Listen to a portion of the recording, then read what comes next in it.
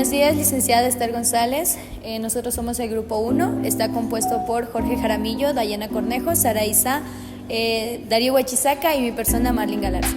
Hoy les vamos a hablar sobre las fibras nerviosas, nervios periféricos, terminaciones receptoras y efectoras. Hablar sobre las fibras nerviosas. ¿Qué son las fibras nerviosas? Son prolongaciones de las neuronas que conducen los impulsos eléctricos hacia los sistemas nerviosos. Permiten la comunicación entre el cerebro, la médula espinal y el resto del cuerpo. También cada fibra nerviosa está compuesta por un axón, una vaina de mielina y los nódulos de Ranvier. El axón es el que transmite los impulsos eléctricos.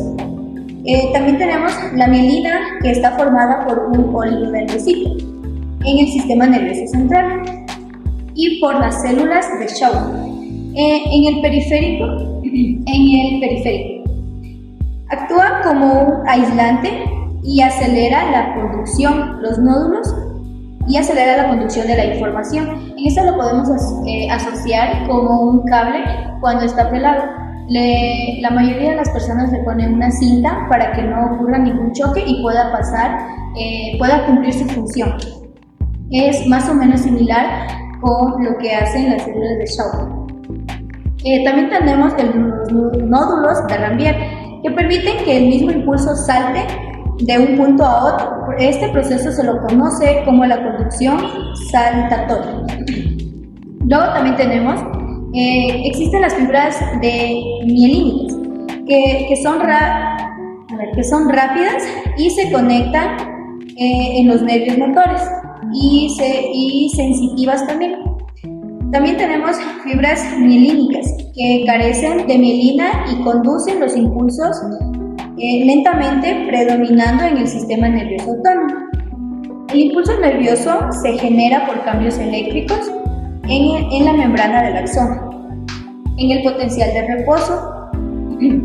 El inferior de la célula negativa, cuando llega a un estímulo o entra el sodio, se conoce a esta etapa como la etapa de despolarización, y cuando sale el potasio, esta etapa se la conoce como repolarización, puesto que está restableciendo la carga inicial. También tenemos las células de Schwann, que son esenciales en el sistema nervioso periférico, porque produce la mielina y permite la regeneración de los axones lesionados, algo que no ocurre en el sistema nervioso central. También les voy a hablar sobre un caso clínico que es el síndrome de Guillain-Barré. Este síndrome o este trastorno consiste en que el cuerpo no produce la mielina y sus fibras nerviosas periféricas. Este periodo de la mielinización se ve interrumpido, por ende la persona que contenga este síndrome tiene una respuesta más lenta, debido a que la mielina nos ayuda a que nuestro cuerpo tenga respuestas rápidas. En conclusión, podría decir que las fibras nerviosas son estructuras esenciales para la comunicación del sistema nervioso en nuestro cuerpo. Gracias. Como con mi compañera, el tema que vamos a hablar son los nervios periféricos. Y como ya se sabe, los nervios periféricos trabajan en conjunto junto al sistema nervioso central. Prácticamente el sistema nervioso central es el cerebro y la médula espinal, todo eso. Pero el sistema nervioso periférico son todas estas ramificaciones, como se pueden observar. Estas ramificaciones tienen un conjunto de fibras nerviosas, las cuales le sirven al sistema nervioso periférico para recibir la información del exterior y para enviarla al sistema nervioso central, lo cual le permite al sistema nervioso central analizar una respuesta óptima. ¿Y cómo está estructurado principalmente el sistema nervioso? El sistema periférico. Bueno, como se puede observar, estas ramificaciones gordas se las podría considerar las fibras nerviosas. ¿Por qué? Porque está compuesto principalmente por tres capas. Una que sería el epinuero, la segunda que sería el pinuero y la tercera que sería el endonuero. Estas ramificaciones se las podría considerar como cuando cuando se va a instalar la luz en una casa. Por ejemplo, el epinuero sería el tubo más gordo, o sea, el tubo metálico que contiene a todas las fibras nerviosas de los nervios periféricos, y es la que se encarga de proteger y de brindar sangre y de nutrientes a las segundas capas inferiores. El perinuero sería la capa intermedia, o sea, prácticamente serían los cables, el plástico que cubre los alambres de cobre, que son los encargados de proteger y también de evitar de que haya cortocircuito, como por ejemplo cuando se tocan los dos cables hace una chispa. Prácticamente pasaría lo mismo en el sistema nervioso central. Y finalmente estaría el endonuero. Esta capa se lo podría considerar el punto medio, porque aísla cada terminación para poder formar el sistema nervioso central de manera óptima. ¿Y cómo se clasifican estos nervios periféricos? Se clasifican en sensitivos, motores y mixtos, pero los sensitivos también se los conoce como nervios aferentes. ¿A qué me refiero con aferentes? Aferentes principalmente se refiere a la información del exterior hacia el sistema nervioso central. Por ejemplo, me pego aquí, la piel es un nervio sensitivo. Prácticamente esto envía información al sistema nervioso central y identifica qué es la causa. Los motores, o también conocidos como el sistema periférico inferente, prácticamente serían las órdenes que envía el cerebro a todo el cuerpo, porque prácticamente ahí le ordena cómo debe actuar ante cualquier estimulación. Y también estarían los mixtos. Los mixtos prácticamente son de doble vía, tanto reciben como procesan. Como por ejemplo sería el oído, recibe información del exterior y procesa para poder actuar. Y también existe una clasificación que serían los nervios craneales. Los nervios craneales aproximadamente son 12 nervios craneales y que se clasifican de igual manera. Pero los nervios craneales no nacen principalmente de la médula espinal, nacen del cerebro, que están principalmente ubicados justo alrededor de la cabeza. Estos, al igual que los anteriores, se clasifican en sensitivos, motores mixtos. Los sensitivos serían los que llevan la información al cerebro, como serían la vista. Los motores serían las órdenes para mover los músculos o las glándulas, como ya expliqué con anterioridad. Y los mixtos prácticamente son los que tienen ambas funciones, tanto de recibir como de procesar. Los ejemplos de estos serían los nervios ópticos, los nervios trigéminos, los nervios faciales y el nervio vago. Que los nervios ópticos prácticamente serían la visión. De ahí los nervios trigéminos sería la sensibilidad en la cara. De ahí los nervios faciales serían los movimientos que estoy haciendo, por ejemplo. De ahí estaría el nervio vago, que prácticamente controla las funciones automáticas del corazón y de la digestión.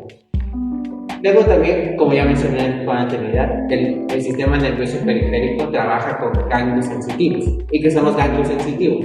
Bueno, son agrupaciones neuronales, son unipolares. Como un gran ejemplo de esto, como he ido mencionando con toda esta exposición, sería la piel, porque prácticamente recibe y envía información a todo el sistema nervioso periférico para que le llegue al sistema nervioso central y que de esta manera la pueda procesar de la manera correcta. Y también de los ganglios sensitivos se clasifican en nervios autónomos. Y claro, ¿qué me refiero con nervios autónomos? Son los nervios son el sistema que ya hemos estado trabajando durante todo este tiempo, como lo serían el simpático y el parasimpático. Y como ya se tiene constancia, el simpático es el que acelera a todo el cuerpo para cualquier emergencia, y el parasimpático es el que relaja el cuerpo. Como por ejemplo, cuando voy a correr, el sistema simpático es el encargado de acelerar el corazón para que todo el cuerpo pueda trabajar de la manera correcta. Y el parasimpático es que cuando ya estamos descansando, prácticamente es el encargado de relajar, de disminuir todo el ritmo cardíaco. Y también el sistema periférico trabaja con plexos nerviosos. ¿Y qué son los plexos nerviosos? Son redes o entrelazamientos de nervios que forman parte de los nervios espinales. Estos también sirven como fibras nerviosas de modo que un músculo o una zona del cuerpo no dependa netamente del nervio. Prácticamente existen cuatro principales, como lo serían el plexo cervical, el plexo branquial, el plexo lumbar y el plexo sacro. Y estos prácticamente serían como un sustituto, porque a veces por algún accidente podemos estar concentrados en otra cosa, pero nuestro cuerpo actúa por su cuenta. El plexo cervical prácticamente controla el cuello, los hombros y partes de la cabeza. El plexo branquial controla los brazos y las manos. Y el plexo lumbar controla la parte anterior del músculo.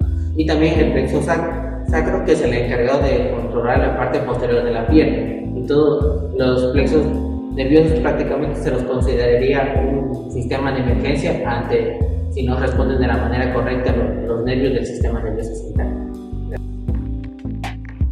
Yo voy a hablar sobre las terminaciones receptoras. Las terminaciones receptoras son esas fibras nerviosas que se encargan de captar los estímulos del cuerpo o del ambiente y los envían al sistema nervioso central para poder generar respuestas. Algunos tipos importantes. Tenemos los usos musculares. Estos son los encargados de captar el estiramiento o la longitud del músculo. Por otro lado, los usos tenidosos son los encargados de detectar la tensión o la fuerza del músculo. Por otro lado, los receptores cutáneos, estos se encuentran en la piel y captan los grandes tipos de estímulos como la temperatura, el dolor, el tacto y la presión. Por otro lado, los receptores viscerales, estos perciben los cambios de la temperatura y la presión. Por otro lado, las terminaciones efectoras, estas son las encargadas de transmitir una orden al sistema nervioso para poder generar una respuesta. Algunos tipos son las uniones neuromusculares. Este es el punto de contacto entre una neurona y una fibra muscular. Por otro lado, la acción de los neurotransmisores. Estas son sustancias químicas que permiten la comunicación entre los músculos y las neuronas. Y por último tenemos la contracción muscular. Esta es la respuesta final del sistema nervioso efector, en donde el músculo se acorta y se produce un movimiento. Ahora entramos en lo que es conocido como el mapa de dermatomas de nuestro cuerpo. Primero son 4 denominaciones. El cervical, que tiene una denominación del C1 al C8. Mayormente se ubica en nuestra cabeza, cuello y brazos. Tenemos los torácicos, que tienen una denominación de T1 al T5, que se encuentran en nuestro tórax y nuestro abdomen. Tenemos lo que son los lumbares, que tienen una denominación del L1 al L5, que son nuestra parte baja del abdomen y los músculos y las piernas. Y tenemos los sacros. Estos tienen una denominación del S1 al S5, que son nuestra parte genital, nuestra parte posterior y nuestras piernas. Bueno, un dato clave de esto es que conocer este mapa permite localizar nuestras lesiones nerviosas. Por ejemplo, una pérdida de sensibilidad en una franja de nuestra piel puede indicar que una raíz espinal se encuentra dañada. ¿Y por qué esto tiene una importancia clínica? Bueno, estos dermatomas ayudan a diagnosticar daños en nuestra médula espinal o nuestras raíces nerviosas. Es, por ejemplo, si un paciente pierde una sensibilidad en la cara interior del muslo, quiere decir que tiene una lesión en un L3 o un L4, que menciono es la parte baja de nuestro abdomen, como de nuestros muslos y de piernas. Y ahora entramos en lo que son los reflejos espinales. ¿Pero qué quiere decir esto? Es nuestra vía nerviosa más simple que produce una respuesta automática ante ciertos estímulos. Por decirlo, el receptor es el cual detecta nuestro estímulo, por ejemplo, un estiramiento de tendón o un estiramiento de nuestros músculos, ya sea en nuestras piernas o en nuestra espalda. También tenemos nuestra vía deferente, que es una sensitiva y lleva una señal a una médula espinal. Y aquí es donde actúa el centro nervioso, que integra la información en la médula, la cual va a la vía aferente y envía la orden al músculo, donde el receptor se encarga de ejecutar esta respuesta. Y aquí es donde nos vamos a lo que es el mapa de los reflejos, tanto cutáneos como abdominales, rotulianos y reflejo aquileo. Bueno, tiene un tipo de respuesta, tanto como de segmentos nerviosos implicados. ¿Qué quiere decir el reflejo cutáneo abdominales? Es una contracción muscular abdominal al raspar nuestra piel. Se encuentra ubicada en el T6 y en el T12, que ya lo habíamos dicho, era nuestra parte por nuestro tórax hasta nuestro abdomen. También tenemos el ejemplo rotuliano, que es cuando se extiende la pierna y se recibe un golpe en el tendón, lo que da una sensación de profundo y monosimpático. Mayormente se encuentra en nuestro L2 y L4, que como lo mencionamos es igual, otra vez la parte baja del abdomen, entre muslos y piernas. Y tenemos el reflejo de aquileo, que es una flexión plantar del pie a lo que se golpea el tendón de Aquiles, que mayormente se encuentra en el S1 y en el S2, que mayormente es por nuestra zona genital, nuestros músculos y hasta el final de nuestras piernas. Bueno, un dato importante de los segmentos nerviosos es que estas determinaciones, o sea, el T1, T2 y T3, lo implican para referir a nuestra porción de nuestra médula espinal, lo que lo hace dar un mapa para nuestros nervios espinales, y su función específica es la sensibilidad como la respuesta motora. Tono y acción muscular. Una unidad motora está formada por una motoneurona y todas las fibras musculares que ésta conlleva. En músculos grandes, una motoneurona controla muchas más fibras que en los pequeños, porque en los pequeños solo unas pocas utilizan para lograr movimientos precisos.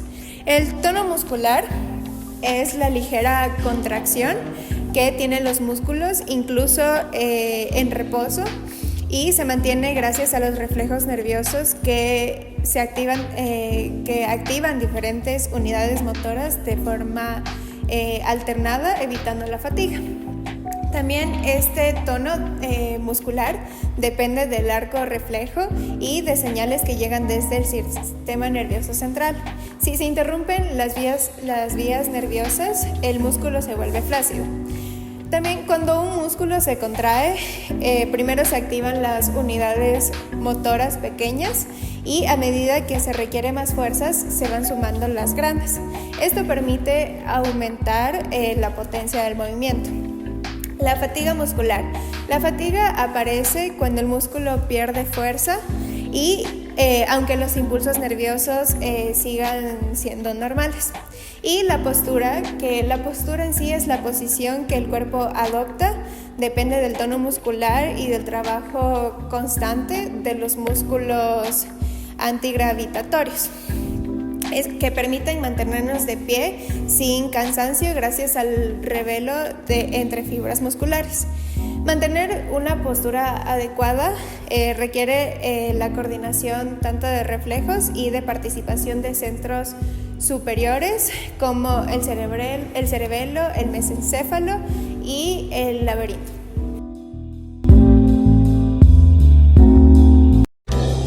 Ay, Daniela, ¿me podrías dar la red, por favor?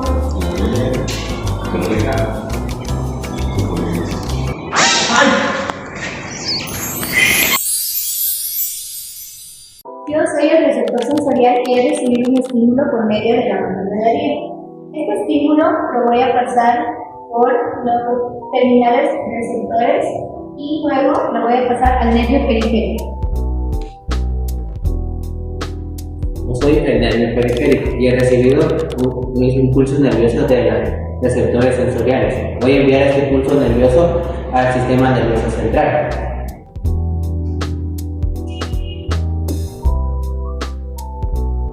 Yo soy el sistema nervioso central y analizo la información y envío una respuesta a los músculos. Bueno, ahora yo soy la terminación del músculo y yo principalmente recibo el orden del cerebro. Aquí es cuando me contraigo para poder mover los músculos. Y ahora estoy en mayor posibilidades de poder movilizarlo, pero si no los tuviera, pasaría esto. La fatiga muscular es central en el cuerpo.